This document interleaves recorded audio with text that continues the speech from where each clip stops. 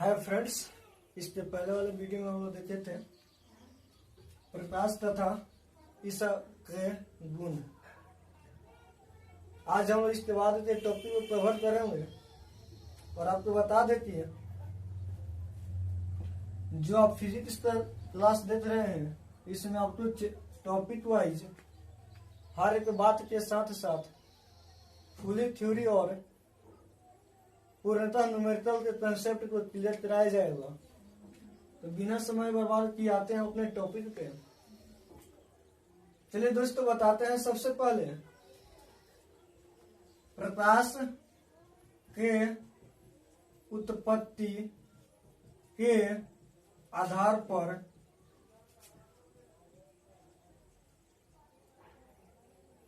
पदार्थ को 3 भागों में बांटा गया है। नंबर 1, स्रोत या दीप्तिमान पिंड, सोर्स या ल्यूमिनस बॉडी, वैसा पिंड जिससे प्रकाश उत्सर्जित होता है,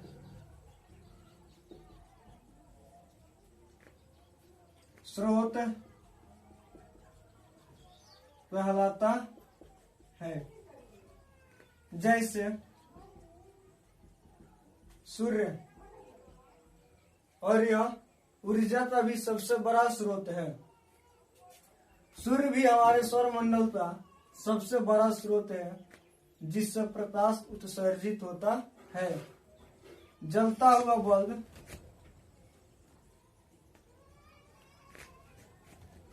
जलती हुई मोमबत्ती इत्यादि।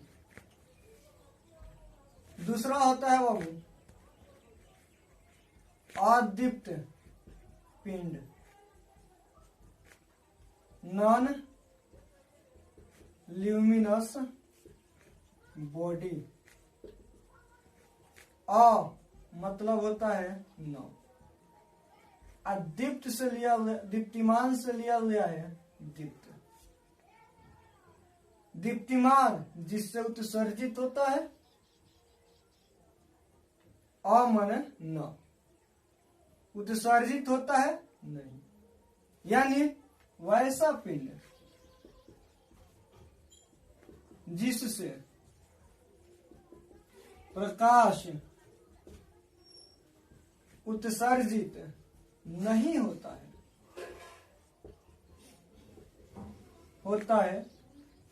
अदीप्त पिंड, नॉन ल्यूमिनस बॉडी कहलाता है। 3 नंबर होता है दोस्तों उद्दीप्त पिंड, अब्लेज बॉडी। कुछ ऐसे पिंड होते हैं जो ना तो दीप्तिमान होते हैं और ना ही अदीप्त, यानी जो अपना प्रकाश निकाल भी नहीं सकते हैं और ना ही, और ऐसा भी होता है कि वो अपना प्रकाश निकाल भी नहीं पाते हैं और उनके पास प्रकाश होता भी है। तो ऐसे पिंड को हम बोलते हैं उद्दीप्त पिंड।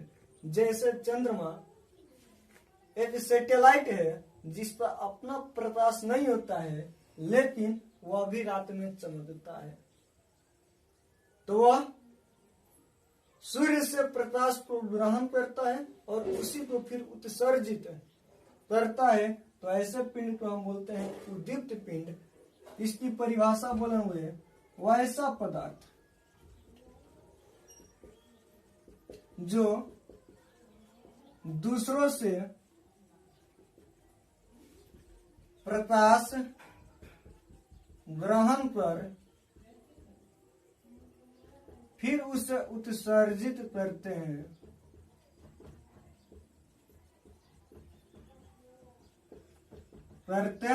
हैं उद्दीप्त पिंड कहलाते हैं। जैसे चंद्रमा।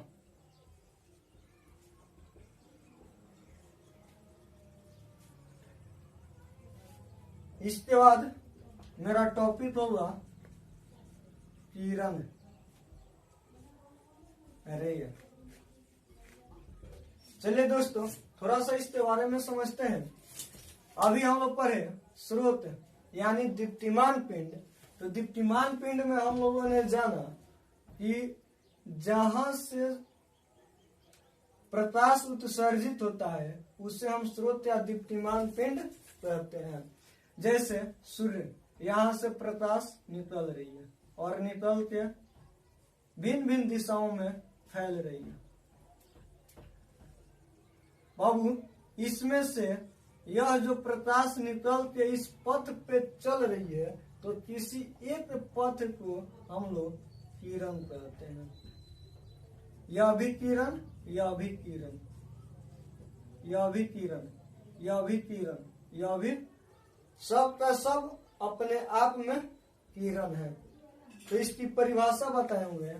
स्रोत से निकल कर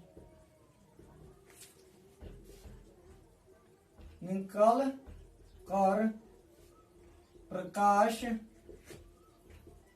जिस पथ पर चलता है उसे किरण कहते हैं।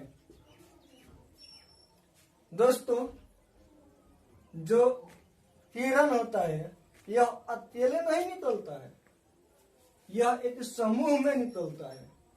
ये इधर इधर इधर इधर सब समूह है।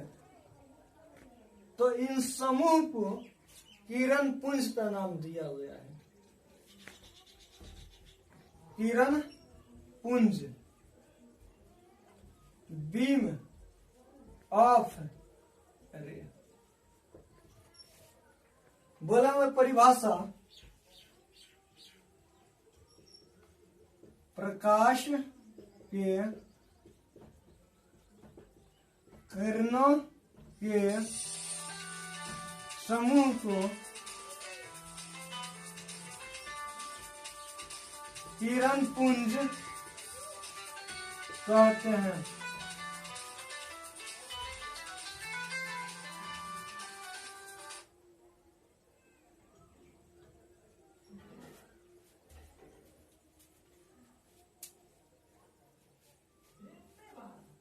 चलिए इस पे बात जानते हैं। हाँ, तो ये हम जाने कि प्रकाश के किरणों के समूह को किरण पुंज कहते हैं। यह 3 प्रकार का होता है। नंबर 1, संश्रित या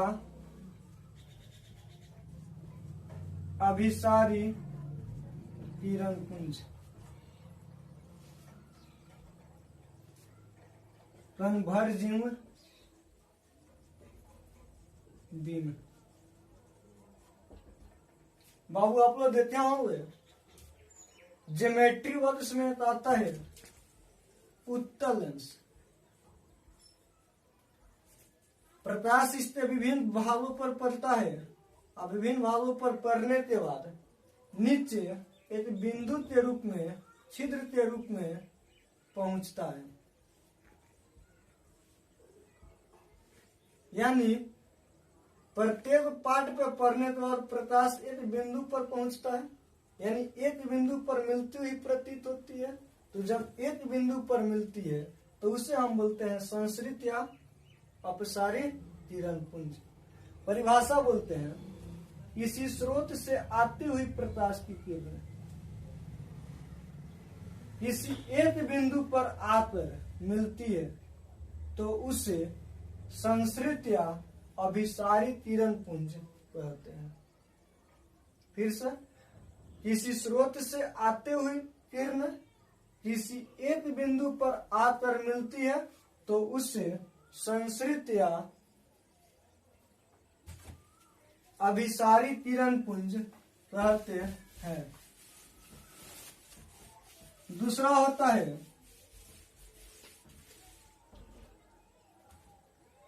अपसृत या अभिसारी किरण पुंज,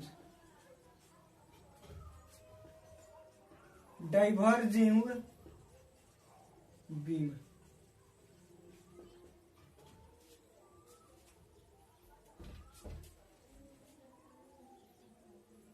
जब प्रकाश किसी एक बिंदु से निकलकर भिन्न भिन्न दिशाओं में फैल जाती है तो उसे अपसृत या अभिसारी किरण पुंज कहते हैं।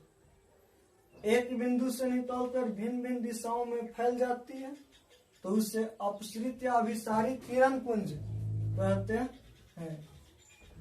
तीसरा होता है समांतर किरण पुंज, पैरेलल बीम। इस बातों को आपको याद रखना पड़ेंगे कि बहुत दूर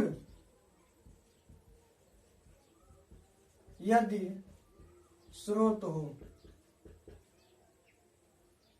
बहुत दूर यदि स्रोत हो तो उससे आने वाली किरण, आने वाली किरणों के समूह को, किरणों के समूह को समांतर किरण पुंज कहते हैं। जैसे सूर्य हमसे बहुत दूर है तो सूर्य से आने वाली जितनी सारी किरणों के समूह होता है उसे हम समांतर किरण पुंज कहते हैं। या फिर वस्तु, कोई भी वस्तु हमसे बहुत दूरी पर स्थित हो, अनंत दूरी पर स्थित हो तो उससे आने वाली जो भी किरणें होती है वो सबके सब क्या होती है, समानांतर होती है। इस बात को आपको विशेष तौर से याद रखने पड़ेंगे क्योंकि जब हम लोग फिगर सीखेंगे, जब हम मिरर की सहायता से इमेज फॉर्मेशन करेंगे उस वक्त समांतर किरण पुंज की बात आती है। तो यदि आप याद नहीं रखेंगे तो फिर उस समय आप अपना एक अच्छा सा अवसर खो देंगे, नहीं समझ पाएंगे, फिर आपके लिए प्रॉब्लम क्रिएट होना शुरू हो जाएगी। तो ये हमारा था किरण पुंज। चलिए इसके बाद हम चलते हैं, पदार्थों का वर्गीकरण करते हैं।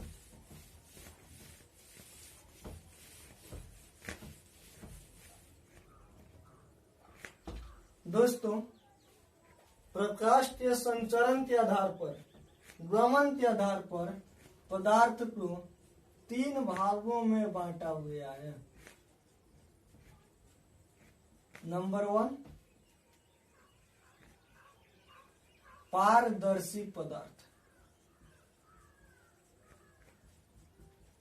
ट्रांसपैरेंट। 2 शब्दों से मिलकर बना है पारदर्शी। पार का मतलब पार, उस पर, दर्शी माने देखने लायक है।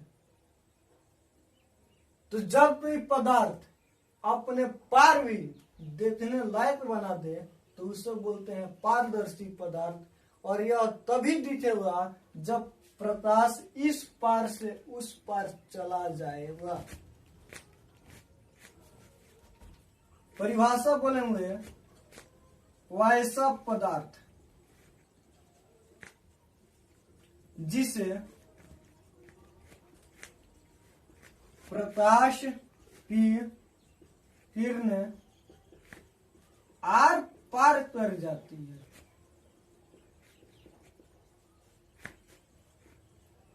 पारदर्शी पदार्थ कहलाता है।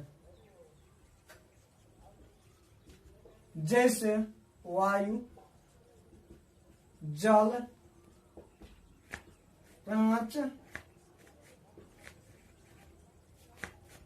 पारदर्शी पदार्थ है, यानी कि हवा में प्रकाश दिखाई दे कोई वस्तु दिखाई दे देता है, जल को भी पार कर जाता है, कांच में को भी पार कर जाता है। जब हम कार में बैठे होते हैं और कार से बाहर किसी वस्तु को देखना होता है तो जहाँ कांच होता है वहां से बाहर की वस्तु दिखाई देती है, लेकिन जहाँ कांच नहीं होता है वहां से दिखाई नहीं देती है। इससे पता चलता है कि कांच से होकर प्रकाश आर पार कर जाती है। जहाँ लोहा होता है, प्लास्टिक होता है, वहां से आर पार नहीं दिखाई देती है, यानी कि वह पदार्थ पारदर्शी नहीं है। दूसरा होता है अपारदर्शी,